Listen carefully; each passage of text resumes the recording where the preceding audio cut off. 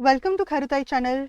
या व्हिडिओपासून आपण chapter 7 depreciation सुरू करणार आहोत आणि या व्हिडिओमध्ये आपण डेप्रिसिएशनचे व्हॉट इज डेप्रिसिएशन आणि डेप्रिसिएशनचे काही मीनिंग्स जे टेक्स्टबुकमध्ये दिले आहेत ते बघणार आहोत आणि शेवटी या व्हिडिओची समरी घेणार आहोत जी तुम्ही रिव्हिजनसाठी किंवा बिफोर एक्झाम बघू शकता.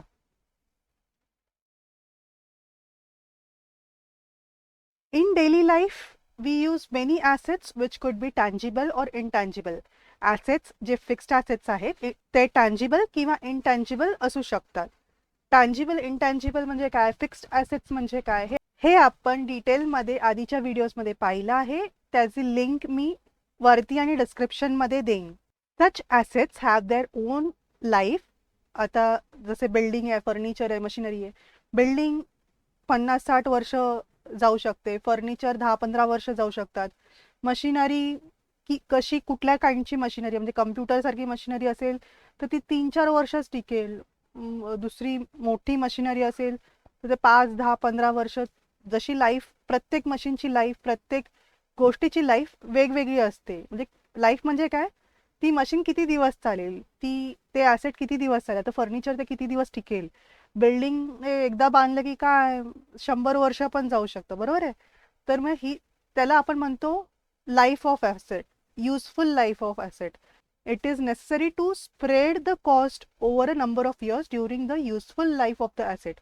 म्हणजे आता समजा 6 वर्षाची लाईफ आहे तर मग त्या 6 वर्षात त्याचा खर्च आपल्याला स्प्रेड केला पाहिजे. म्हणजे तो आपण जेव्हा फर्निचरमध्ये फिक्स्ड ॲसेट्समध्ये इन्व्हेस्ट करतो, जे पैसे घालतो, तर ते काही एका वर्षासाठी घालत नाही ना. म्हणजे एक्सपेक्टेशन्स असतात आपल्याला की हे पुढचे 5 वर्ष 10 वर्ष अंदाज असतो की एवढे वर्ष तरी आपण त्याला वापरणार. म्हणजे तो एका वर्षाचा खर्च नाही आहे, म्हणून आपण त्याला स्प्रेड आउट करतो. जेवढ्या वर्षासाठी अपेक्षित आहे त्या वर्षात त्याला आपण तो खर्च डिवाइड करतो. मग ते कसं डिवाइड करतो, त्या प्रोसेसला this process of spreading the cost of fixed asset is termed as depreciation. मग त्याचा जो खर्च आहे त्या युजफुल लाईफमध्ये कसं डिवाइड करतो ह्या प्रोसेसला आपल्याला डेप्रिसिएशन म्हणतो. तर डेप्रिसिएशनबद्दल अजून काय टेक्स्टबुकमध्ये माहिती दिली आहे. The word depreciation is derived from the word depretium, Latin word आहे हा, ज्याचा अर्थ आहे reduction. Every business concern acquires some fixed asset which are used in business for its trading activity. These assets are purchased for business with an intention of permanent use and not for resale. तर म्हणजे काय, आपण कुठलाही business म्हणलं की थोडेफार fixed assets त्याच्यात येतात. नाही म्हटलं तर फोन तर लागतो, कम्प्युटर लागतं, बसायला फर्निचर लागतं. तर असे काही फिक्स्ड ॲसेट्स लागतात बिझनेससाठी. म्हणजे ते आपण त्याचं इंटेन्शन काय, म्हणजे ती ॲसेट घेतो तेव्हा त्याचं इंटेन्शन काय, ते रिसेल करण्यासाठी घेतोय का, नाही, ते आपण परमनंट यूजसाठी घेतोय. म्हणजे परमनंट यूजसाठी घेतोय म्हणजे over a period of time आपण बिझनेसमध्ये वापरणार आहोत, त्याला फिक्स्ड ॲसेट म्हणतात.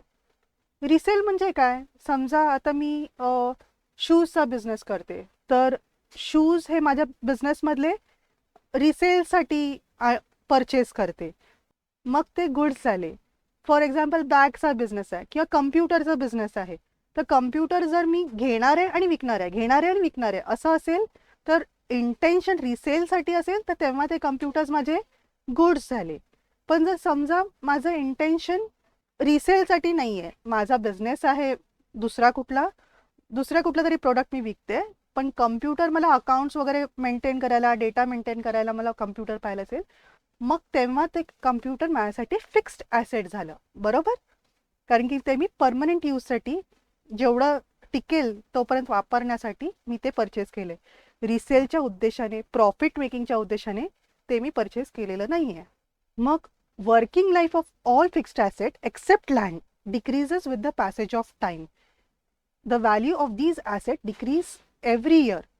सो म्हणजे आपल्याला काय म्हणता येईल, जसं वेळ जातो, जसं टाईम जातो, तसं ह्याची वर्किंग लाईफ, जसं कम्प्युटर वापरतो आपण तसं त्याची लाईफ कमी होत जाते. म्हणून त्याची आज एक व्हॅल्यू असेल, एका वर्षाने वेगळी व्हॅल्यू असेल, कमी व्हॅल्यू असेल, 2 वर्षांनी अजून कमी व्हॅल्यू असेल, बरोबर. तर त्याची वर्किंग लाईफ कमी होते, त्याची व्हॅल्यू कमी होते. आणि हे फक्त हे जनरली सगळ्या ॲसेटला होतं. फक्त लँडच एक असं ॲसेट आहे ज्याची व्हॅल्यू कमी नाही होत कदाचित वाढत राहील असं पण होतं. आता तुम्ही बघा मुंबईसारख्या ठिकाणी सिटीजमध्ये जागेची व्हॅल्यू तर सारखी वाढतच असते. तर लँड हे एक्सेप्शन झालं. लँड सोडून कुठलंही फिक्स्ड ॲसेट असेल तर त्याचं वर्किंग लाईफ कमी होत जातं, म्हणून त्याचं व्हॅल्यू पण कमी होत जाते.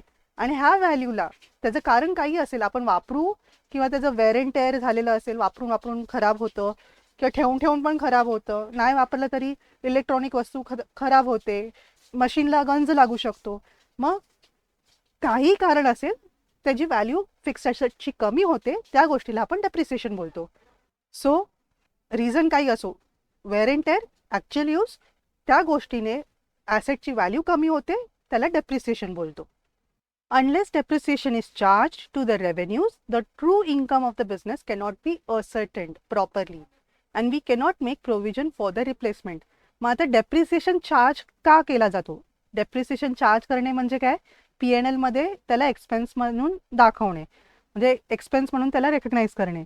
का? तर आपण जेव्हा परचेस करतो तेव्हा ते कॅपिटल एक्सपेंडिचर असल्यामुळे आपण त्याला प्रॉफिट अँड लॉस अकाउंटमध्ये दाखवत नाही, तेव्हा एक्सपेन्स म्हणून त्याला रेकग्नाइज करत नाही. त्याला आपण काय करतो? फिक्स्ड ॲसेट म्हणून दाखवतो, जे बॅलन्स शीटमध्ये जातं. आणि आपण डेप्रिसिएशन जेव्हा चार्ज करतो तेव्हा ते एक्सपेन्स म्हणून दाखवलं जातं.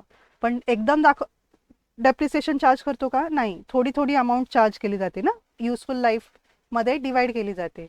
कसं ते आपण पुढे बघूच, मेथड्स आहेत. पण त्यांनी होतं काय? डेप्रिसिएशन चार्ज केल्याने होतं काय? तर आपल्याला बिझनेसची ट्रू इन्कम कळते आणि आपण आता 4 वर्षांनी 10 वर्षांनी ते ॲसेट रिप्लेस करायला लागतं. 5 वर्ष जर लाईफ असेल कम्प्युटरची तर 5 वर्षानंतर मला परत नवीन कम्प्युटर घ्यावं लागेल. तर डेप्रिसिएशनमुळे आपण एक काइंड ऑफ प्रोव्हिजन करतो, रिप्लेसमेंटसाठी आपण फंड्स बाजूला ठेवतोय असा प्रकार होतो, तो खर्च दाखवतोय म्हणजे, बरोबर. तर त्यांनी इन्कम कळते आणि एक रिप्लेसमेंटचं प्रोव्हिजन तयार होतं डेप्रिसिएशन चार्ज केल्याने. हेच त्यांनी नेगेटिव्हमध्ये थोडंसं लिहिलं आहे. आणि पुढे काय दिलं आहे? Purchase of asset. हे काय आहे? हे कॅपिटल एक्सपेंडिचर आहे. जसं मगाशी म्हणाली तसं कॅपिटल एक्सपेंडिचर असेल तर ते आपण फिक्स्ड ॲसेट म्हणजेच बॅलन्स शीटमध्ये दाखवतो, ते आपण प्रॉफिट अँड लॉस अकाउंटमध्ये दाखवत नाही. ते रिकरिंग एक्सपेंडिचर नाही आहे. रिकरिंग एक्सपेंडिचर हे आपण प्रॉफिट अँड लॉस अकाउंटमध्ये दाखवलं जातं. तर ते परचेस ऑफ ॲसेट हे रिकरिंग एक्सपेन्स नाही आहे. तर रिकरिंग काय आहे? डेप्रिसिएशन हे रिकरिंग एक्सपेन्स आहे, बरोबर. टेक्स्टबुकमध्ये अजून काही नोट्स पण दिले आहेत, जसं की लँड हे कधीच डेप्रिसिएट होत नाही, झालं तर ते ॲप्रिशिएट होऊ शकतं. आणि लँड हे वाढू पण शकत नाही आणि कमी पण होऊ शकत नाही, बरोबर ना. म्हणजे जागा जी काय असेल ती तेवढीच राहते ना जमिनीची. ते एक दिलाय पॉईंट. आणि दुसरं, डेप्रिसिएशन कधी चार्ज केला जातो? समजा माझा बिझनेस ह्या वर्षी लॉसमध्ये गेला तर डेप्रिसिएशन नाही चार्ज करायचं का? नाही, असं काही नाही. प्रॉफिट असो लॉस असो, depreciation is a compulsory charge. म्हणजे ते दरवर्षी तुमचा प्रॉफिट असो नसो तो दरवर्षी चार्ज करायचाच आहे. डेप्रिसिएशन आपल्याला बुक्समध्ये दाखवायचंच आहे.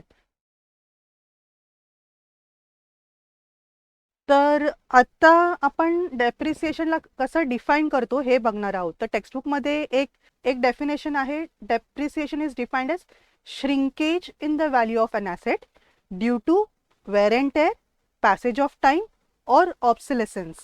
आता श्रिंकेज म्हणजे रिडक्शन आणि ऑब्सोलेसन्स म्हणजे आउटडेटेड. तर हे डेफिनेशन आपण डिटेलमध्ये बघूयाच, पण काही एक्सपर्ट जणांचं डेफिनेशन्स आहेत ते आधी आपण बघूया, म्हणजे तो छोटा सिंपल एंडला आपण बघूया.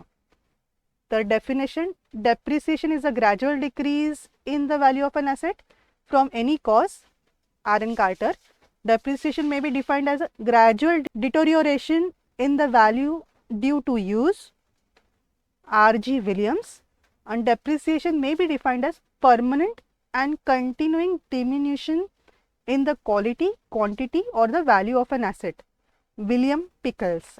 तर ह्याच्यात कॉमन काय आहे? तिन्ही ह्याच्यामध्ये बघा, ग्रॅज्युअल आणि परमनंट अँड कंटिन्यू, ज्याचा अर्थच ग्रॅज्युअल असा आहे.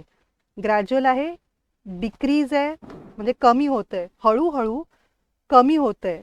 तर त्याचे शब्द काय वापरले? डिक्रीज, डिटोरिओरेशन किंवा डिमिन्युशन असे शब्द वापरले. त्याचा अर्थ काय? कमी होणे हेच आहे, रिडक्शन.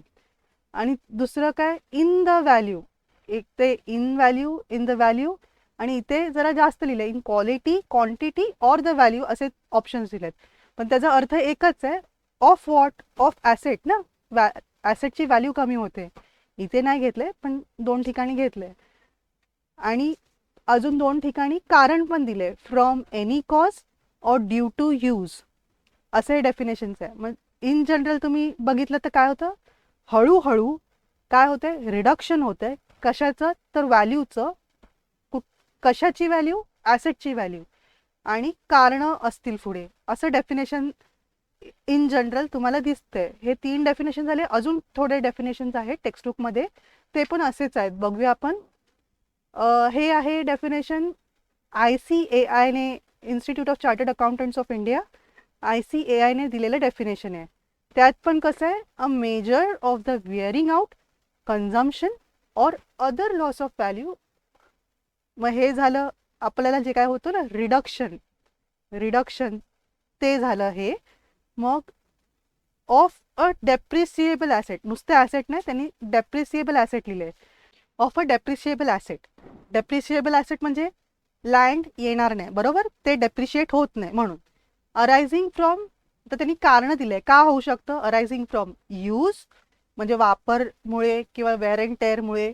एफ्लक्शन ऑफ टाईम म्हणजे पॅसेज ऑफ टाईम म्हणजे टाईम जातोय त्यामुळे, म्हणजे नुसतं असंच ठेवलंय 4 वर्ष यूज नाही केलं तरी ते डेप्रिशिएट होणार.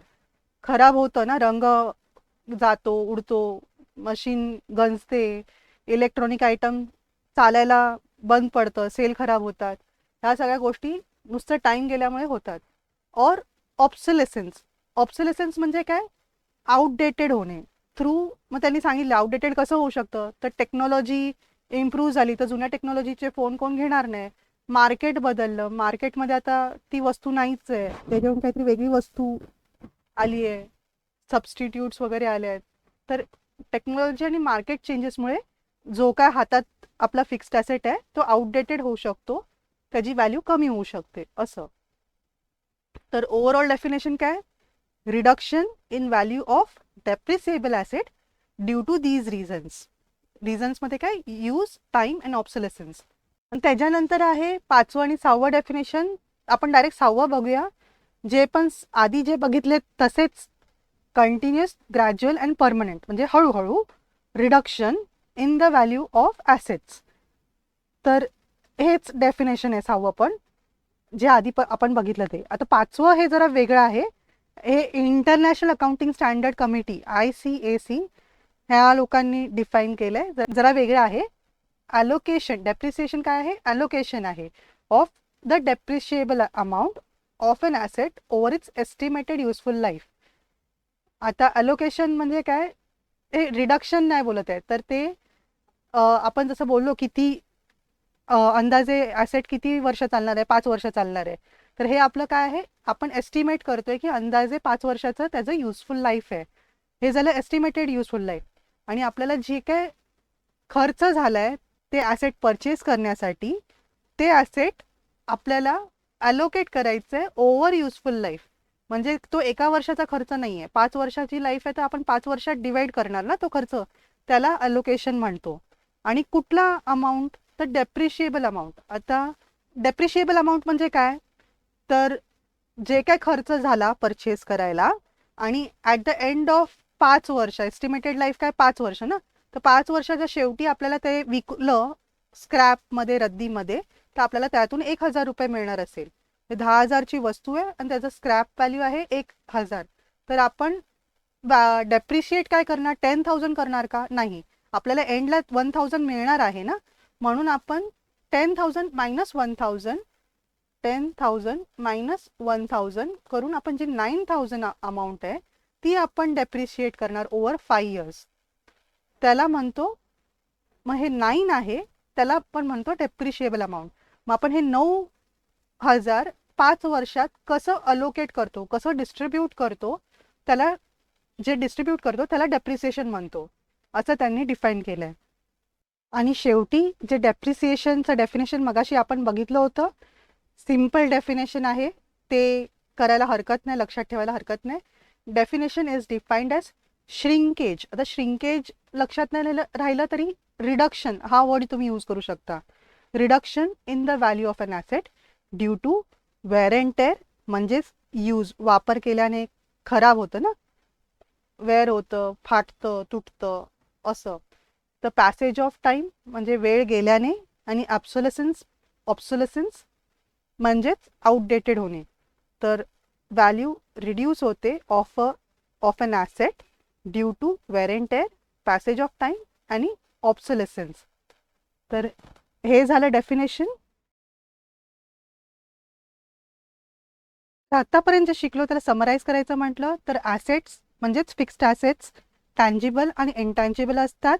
त्याची युजफुल लाईफ असते आणि त्याच्या युजफुल लाईफच्या ओव्हर आपण त्याचा कॉस्ट आहे, जो खर्च आहे तो स्प्रेड करतो. त्या प्रोसेसला आपण डेप्रिसिएशन बोलतो.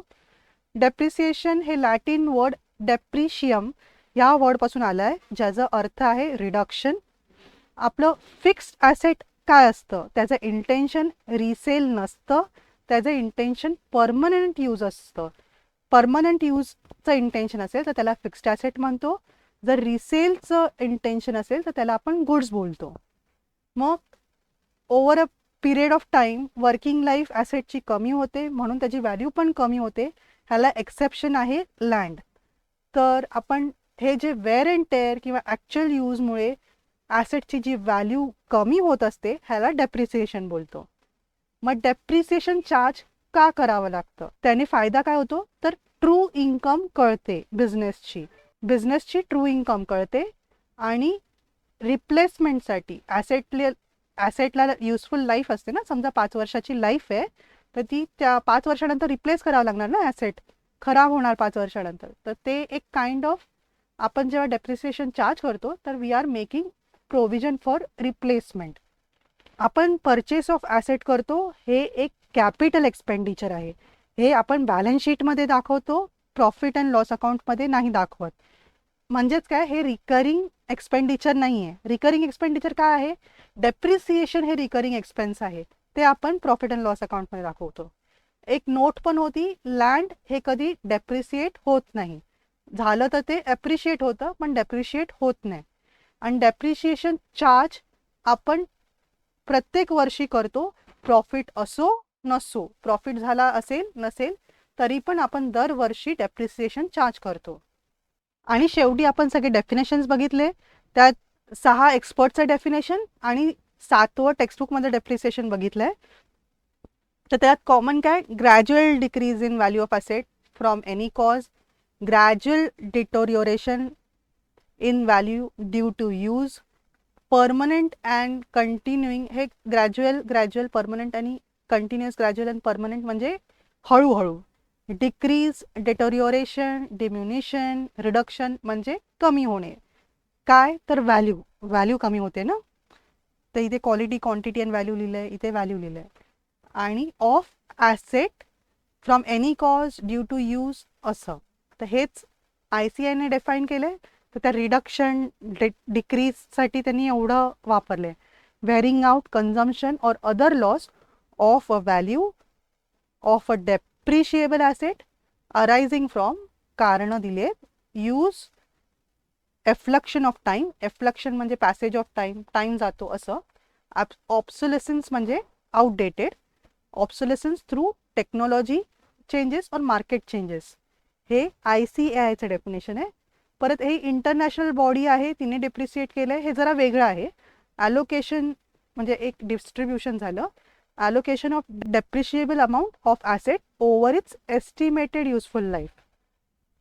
आणि टेक्स्टबुकमध्ये एक सिम्पल डेफिनेशन होतं जे ह्या सगळ्या गोष्टींना कवर अप करतं जवळपास. Depreciation is reduction in value of asset due to wear and tear, passage of time and obsolescence. तर ही झाली समरी ह्या व्हिडिओची. भेटू पुढच्या व्हिडिओमध्ये.